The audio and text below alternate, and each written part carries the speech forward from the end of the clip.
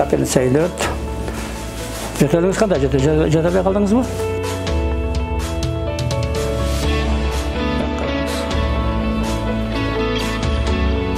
Денсаулығың өте жақсы болса ғана елдердің денсаулығына жардам бере аласың. Егер де өзің денсаулығың нашар болса, слабость болып, әдәп шалдырап қалған болсаң, қантып жасайсың 3-4 операцияны. Бұл әрбір операциямыз өте ауыр операция.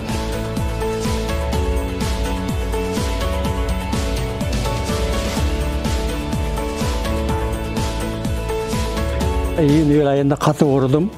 15 күн жаттым ауруханада, дарыландым. Ауыр ахуалға түсіп қалдым. Жақсы болып кеттім. Осыдан кейін мен дағы қайра ауырып қалмайын деген мақсатменен, ойменен шул вакцина алғанды шештім.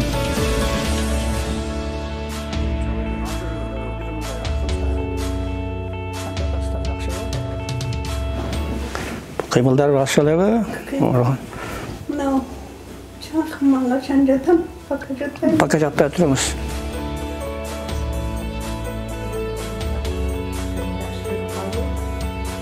15 мыңға жақын операция қылдым. 15 мыңға жақын. Аны мен мақтай албайым, бәрін әлі жақсы қылдым да айта албайым. Себебі мейі деген оңай емес та. Но негізінен мен айтқым келер, где-то 95% жақсы болды деп мен ішенішті айта аламын да.